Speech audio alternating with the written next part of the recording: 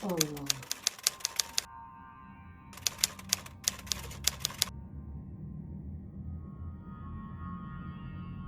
Assalamualaikum warahmatullahi wabarakatuh. Assalamualaikum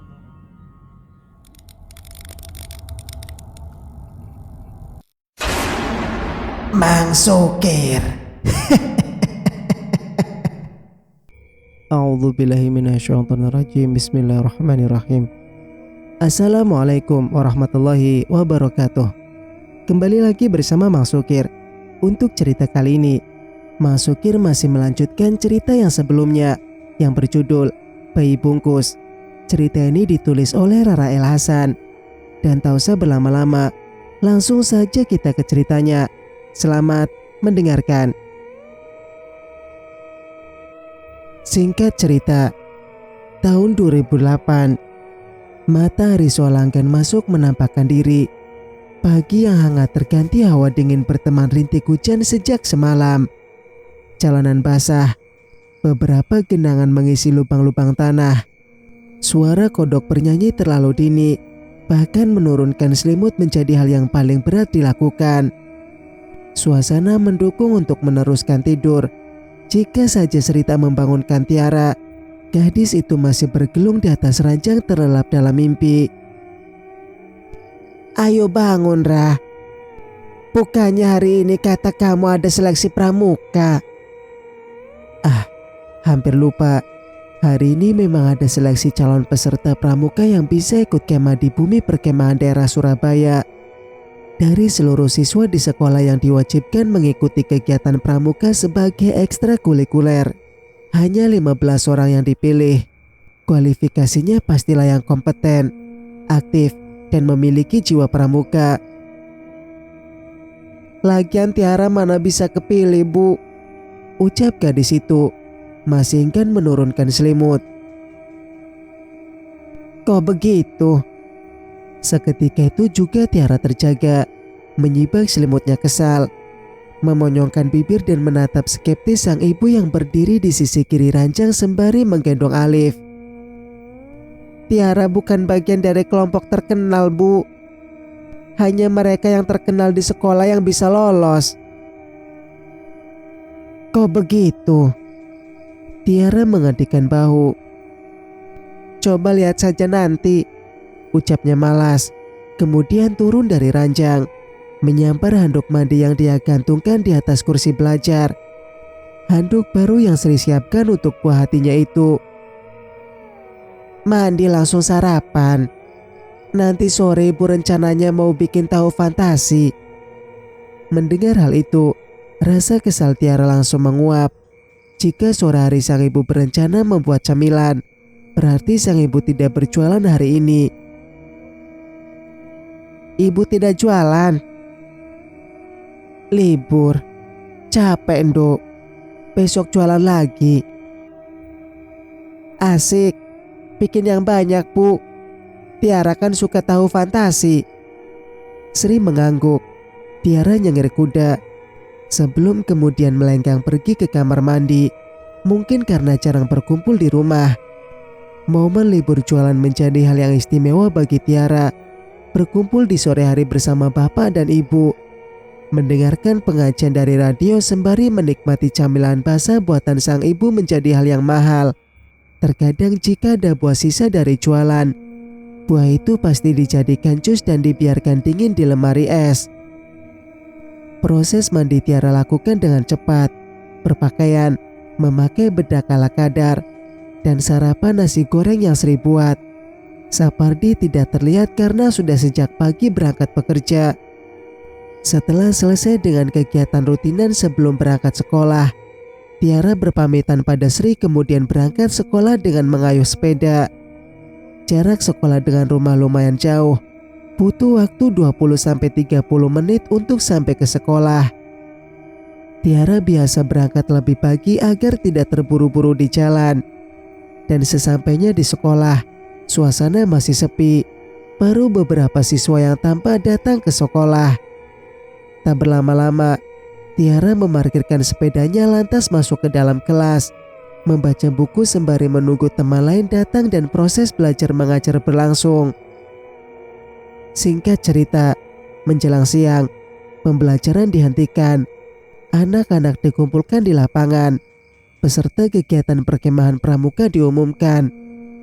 Tidak ada nama Tiara di sana. Akan tetapi namanya terpilih menjadi salah satu siswa yang ditunjuk menari dalam pembukaan rapat tahunan sekolahnya. Ya, Tiara mengikuti ekstra tari. Dia hobi sekali menari, apalagi tari tradisional. Setelah diumumkan siswa dipersilakan beristirahat, Tiara memilih kembali ke kelas karena sedang malas pergi ke kantin. Saat itulah dia mendengar percakapan beberapa temannya yang terpilih mengikuti perkemahan. Katanya tempat kemahnya angker loh. Yang benar. Kata siapa kamu? Kata alumni. Tiara mempertajam pendengaran. Percakapan mereka menarik perhatian. Waduh, apa aku mengundurkan diri saja? Pungkas gadis berambut sebahu. Wajahnya khas gadis Cina dengan mata sipit dan kulit putih. Jangan, kita beruntung loh. Nama kita terpilih untuk mewakili. Gadis berambut keriting sebahu meyakinkan. Dari balik kacamata, matanya mengilat antusias. Nanti kita naik level, dapat piagam, plus medali kalau kelompok kita menang. Imbuhnya. Kalau angker, takut Kan belum terbukti. Itu hanya katanya. Lagian kita juga gak akan melakukan hal-hal yang aneh di sana. Kalau kamu, Sin? Tanya gadis berambut sebahu pada gadis lain yang duduk di sebelahnya. Gadis dengan kulit sawo matang berlesung pipi. Sejak tadi dia hanya menjadi pendengar sama seperti Tiara.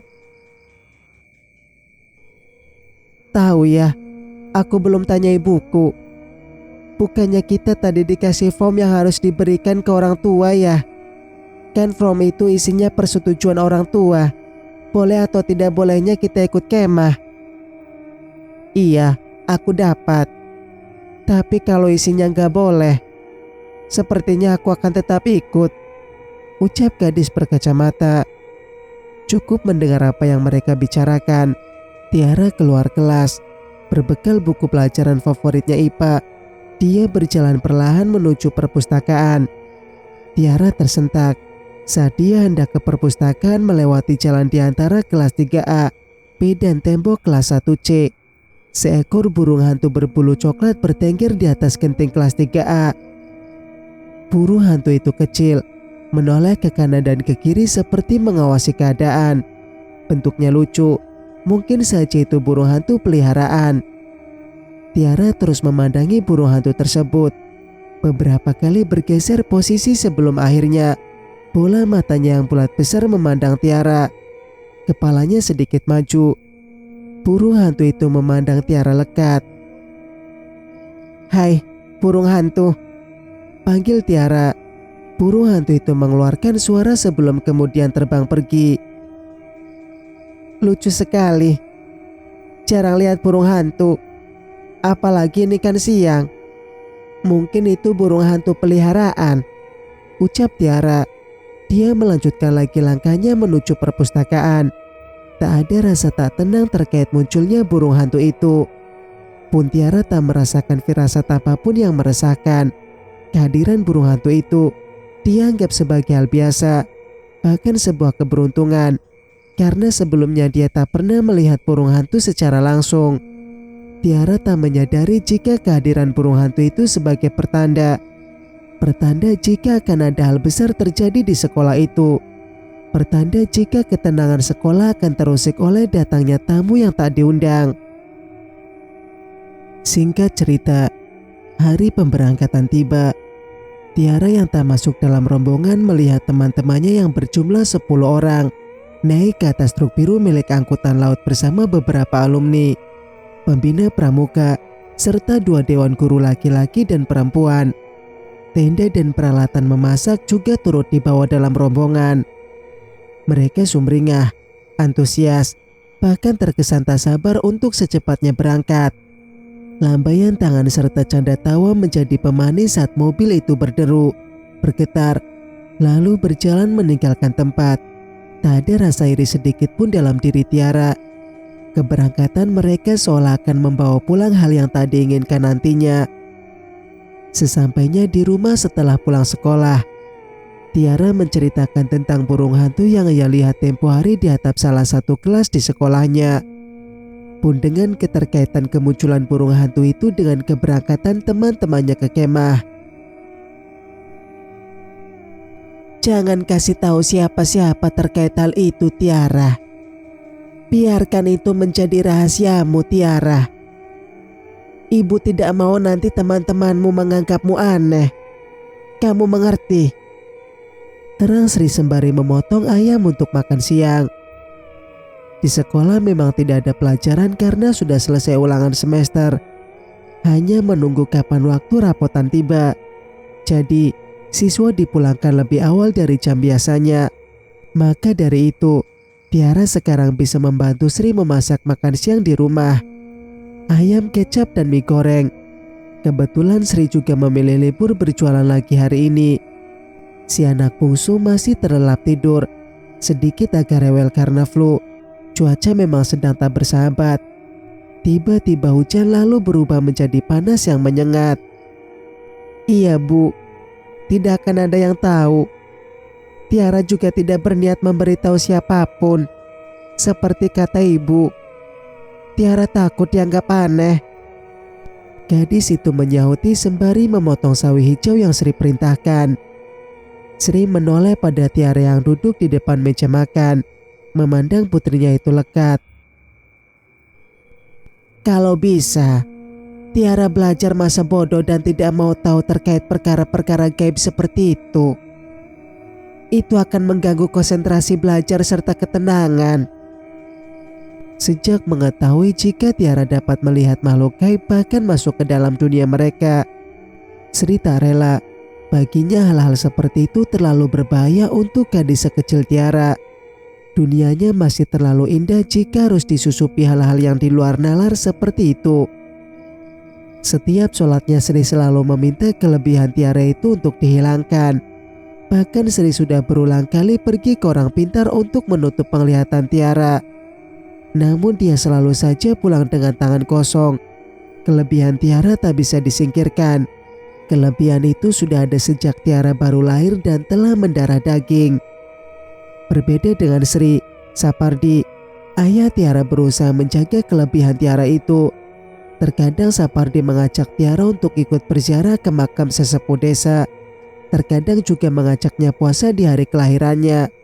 Biasa disebut puasa weton. Sering Sapardi dan Sri beradu argumen terkait kelebihan Tiara itu. Satu sisi Sri ingin kehidupan Tiara normal seperti anak-anak lainnya. Di sisi lain, Sapardi ingin kelebihan Tiara itu dipertahankan bahkan diasah agar lebih tajam. Menurutnya, kelebihan Tiara merupakan sebuah anugerah yang diturunkan dari sesepuh-sesepuhnya.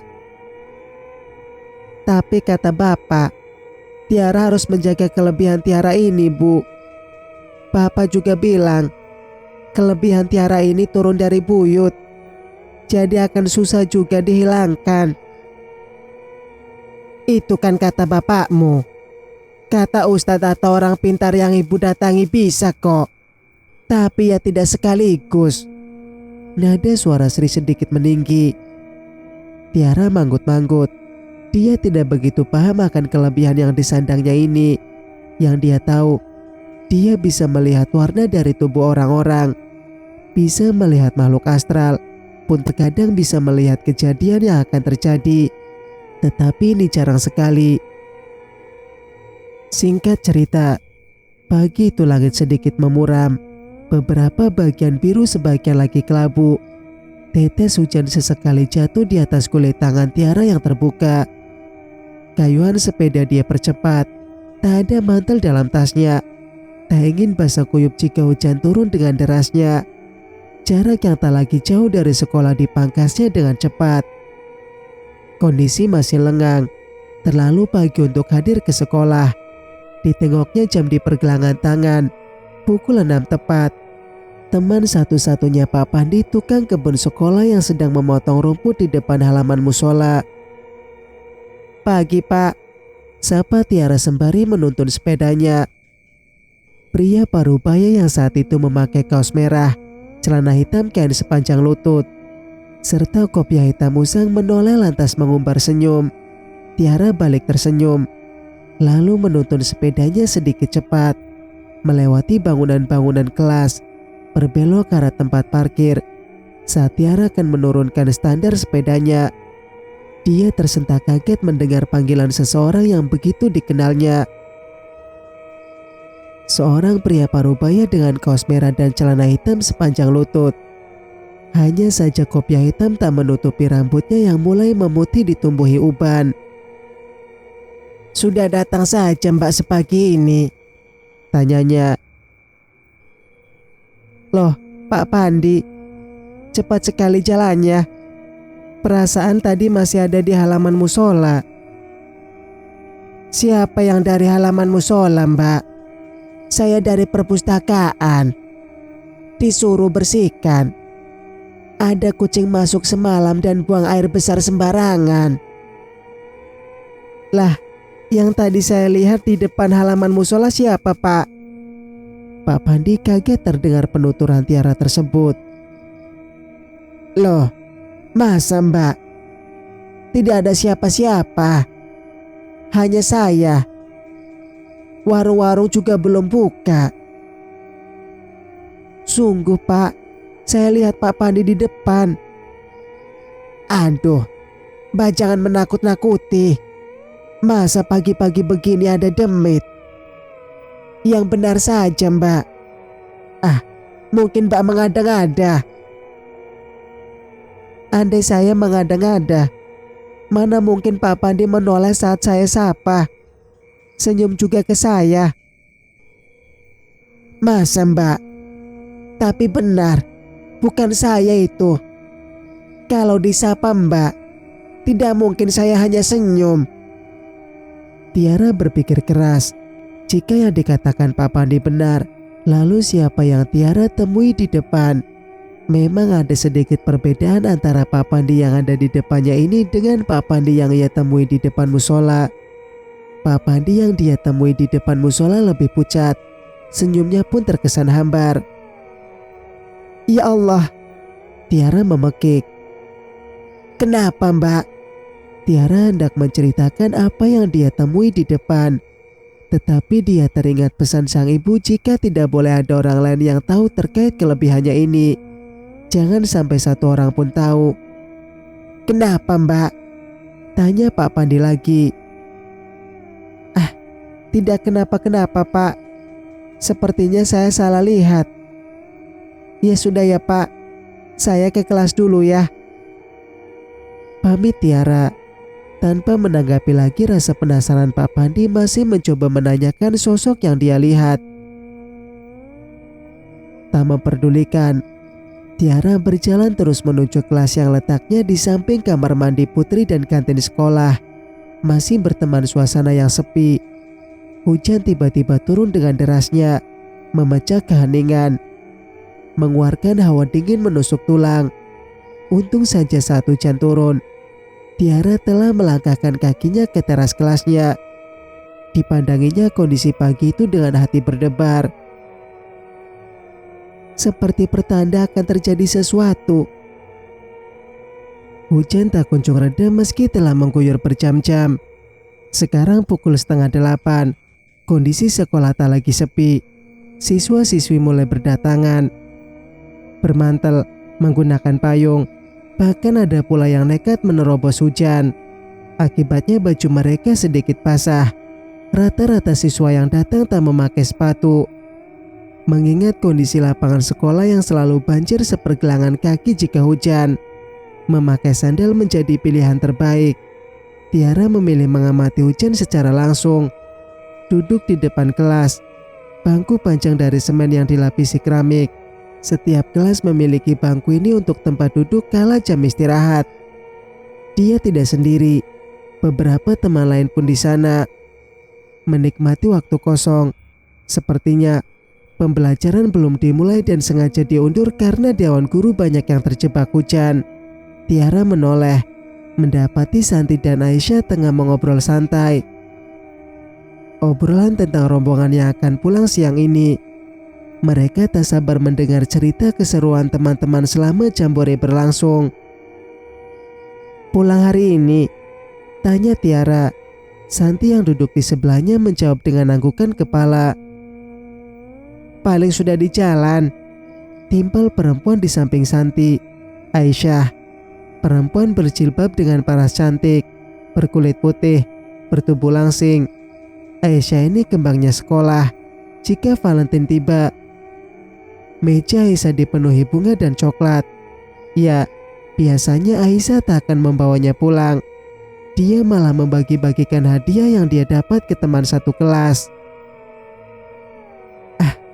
"Gak sabar mau dengar cerita dari Vera tentang pengalamannya berkemah," ujar Tiara antusias. Ya, dia sedikit melupakan perasaan was-was yang sedari tadi melanda. Bahkan tak lagi memikirkan sosok yang ditemuinya tadi pagi. Tiara tak lagi mau ambil pusing. Dia terus berusaha berdamai dengan perasaan cemas itu. Mulai mematrik keyakinan jika tidak ada hal buruk yang akan terjadi. Ini hanya perasaan yang tak perlu dipikirkan. "Pasti seru. 2 hari yang lalu aku SMS-an sama Vera. Katanya seru banget. Banyak kenalan teman baru." "Wah, coba kita yang terpilih ya Is," harap Santi. Tiara menanggapi keinginan Santi itu dengan mengangguk dan mengumbar senyum. Hujan yang sejak tadi turun dengan derasnya mulai reda. Pembelajaran yang sempat tertunda kini aktif kembali. Bahasa Indonesia lalu prakarya. Di pertengahan pelajaran prakarya, konsentrasi siswa-siswi di kelas dipecahkan oleh deru kendaraan yang masuk ke lapangan sekolah. Kendaraan yang telah dinanti-nanti oleh Santi maupun Aisyah tadi. Rombongan turun dari dalam truk angkatan laut itu dengan gestur lelah. Wajah mereka pun tampak letih.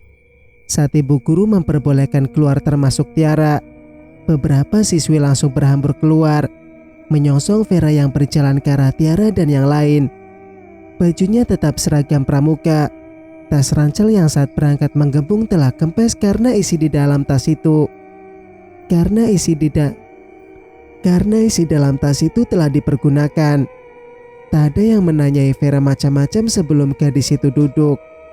Meletakkan tas ranselnya, menyandarkan kepalanya ke dinding kelas. "Bagaimana, Ve?" Itu Santi. "Cerita, Ve." Itu teman kelas yang lain. Pertanyaan lain saling tumbuh tindih. Akan tetapi dari banyak pertanyaan itu, tak sedikit pun Vera membuka suara. Dia memilih diam dan hanya membalas pertanyaan teman-teman itu dengan senyum. Tiara yang berdiri paling belakang dari kerumunan menatap Vera dengan dahi berkerut. Aura merah hampir memenuhi sekujur tubuhnya. Selain lelah, ada hal yang lain membuat aura Vera cenderung merah. Apa itu? Tiara pun tak tahu. Kerumunan itu bubar saat suara guru prakarya memanggil nama Vera. "Ayah Vera sudah menunggu di luar. Vera bisa langsung pulang," ujar guru prakarya. Tanpa sepatah kata, Vera beranjak dari tempat duduknya, menggendong lagi tas ransel yang sempat dia letakkan, teramat diam, hingga teman-teman yang memandangi setiap gerak-geriknya tak berkomentar atau bertanya apapun lagi. Vera tak seperti biasanya. Ya, mungkin dia lelah, akan tetapi Vera yang biasa cenderung cerewet dan ceria, seolah-olah yang ada di hadapan mereka bukanlah Vera yang biasanya. Tiara mengekor di belakang Vera. Entah ini perasaannya saja atau memang pantulan dari aura Vera. Dia merasakan hawa panas. Mungkin karena aura Vera yang merah menyala, atau bisa jadi karena teman-teman lainnya bergerombol, menghalau udara yang masuk. Sekali lagi Tiara mencoba berpikir rasional dan tak menghubungkannya ke hal-hal magis. Setelah Vera pergi, kondisi normal kembali. Tak ada kerumunan. Pembelajaran dilanjutkan.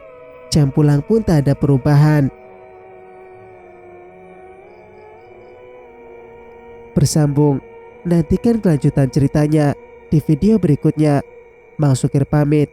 Wassalamualaikum warahmatullahi wabarakatuh.